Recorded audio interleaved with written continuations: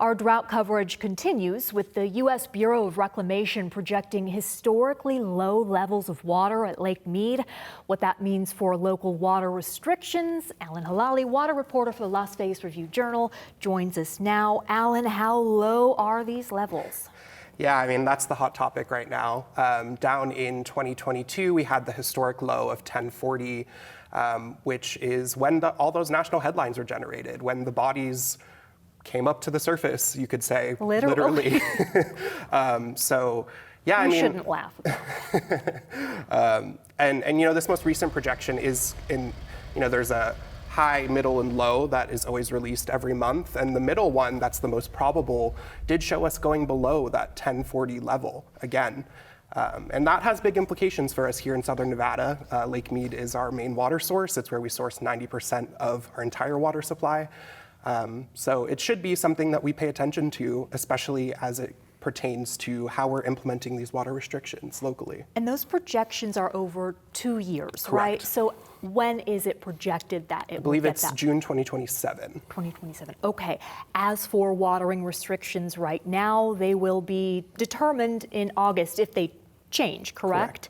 How do they stand to be impacted by this? Right, so if you talk to the Southern Nevada Water Authority, they're going to tell you that we are completely prepared for any level of shortage that is put forth by within the law. And I think that that's true. We've done a lot of water planning to make sure that we have water in reserves. We put water into the ground to bank it, for example, into our aquifer. And you know, there's reservoirs throughout the valley, so we're well prepared. And but do you foresee those restrictions changing next I don't. month? We're going to probably see what is known as the Tier 1 restriction, which is pretty par for the course for where we've been. We dipped down into a Tier 2 projection a couple years ago. But yeah, it's interesting to think about. You know, Nevada is afforded the smallest amount of the river of any state. And we're kind of lumped in with California and Arizona in the lower basin. So it's interesting to see how that plays out here locally, as we are a relatively smaller community compared to California or Arizona. Who is hurting the most from the water restrictions that are currently in place? Right, so there's been a lot of controversy, I think, about how we're really apportioning these water restrictions. You know, the Las Vegas Valley Water District has since 2023, charged its users what they call excessive use charges. That means that above a certain rate that changes every month, you know, they are charged this flat fee that is meant to rein in those, you know, top 10% of the water users, you know, your casino bigwigs or folks that are living in these large lots. But there has been some criticism of that because it's affecting families as well, folks that have these larger lots. You know, they're saying that it isn't quite, I guess, calculated in a fair way, in their opinion. There's this group called the Water Fairness Coalition that has been kind of championing some of those reforms and going to those public meetings and making their voices heard.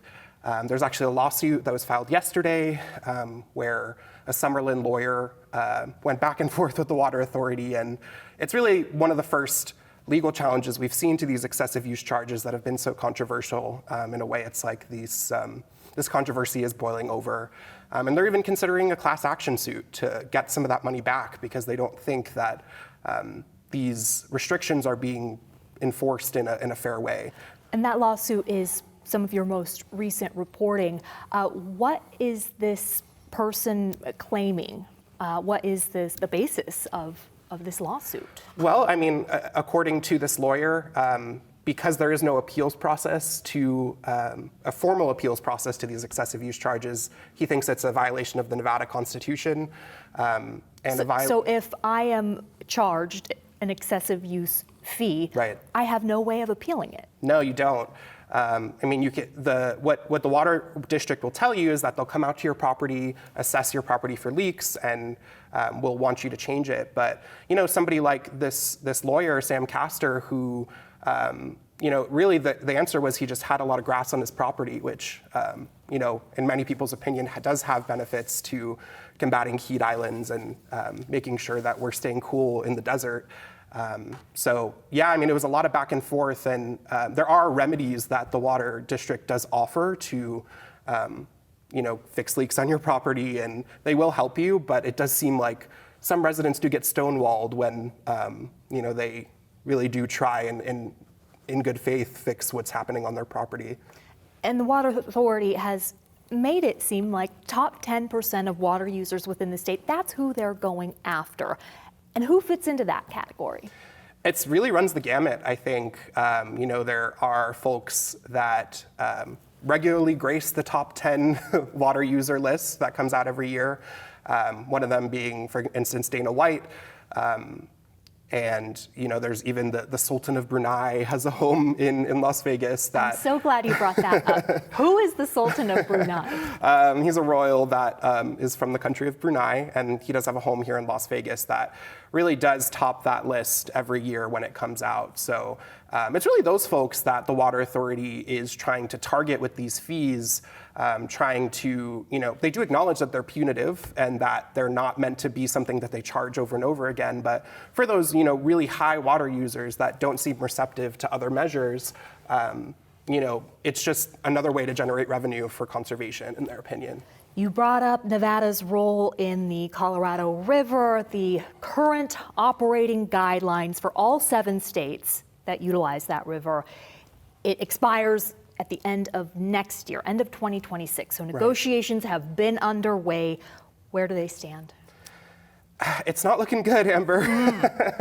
I think there's a lot of factors at play here. All of these meetings happen behind closed doors. And for those who don't know, every state in the basin, there are 7 of them. Their governor appoints a czar who is responsible for negotiating on behalf of that state's interest.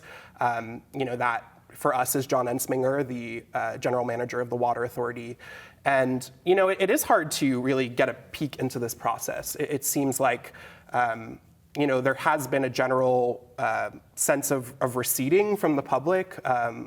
All the negotiators generally will meet at the conference in Las Vegas, the Colorado River Water Users Association. They declined to do that for the first time in decades, as I understand. That's an indication of it not going well. It's not going well, and the same thing happened in Colorado with the Getchins-Wilkinson conference. They didn't even go to that one. And some of your most recent reporting about this topic mentioned a divorce. Right. What do you mean by that? As I understand it, this proposal, which the details are still being ironed out, but it's something that they're all considering, is the lower and upper basin would essentially only their only tie would be releases from Lake Powell, which is based on a 3-year average from Lee Ferry. As to what that looks like in practice, it's really unclear until we see some numbers, but essentially it's being painted as this divorce-conscious uncoupling where the lower basin and upper basin can agree on what to do in the face of climate change and declining water availability. So in many ways, they would be really only tying themselves by these releases from Lake Powell, which of course do end up in Lake Mead and are important for the lower basin. Which would be a monumental shift, as our Absolutely. viewers can read from your reporting. Thank you so much for joining Nevada Week.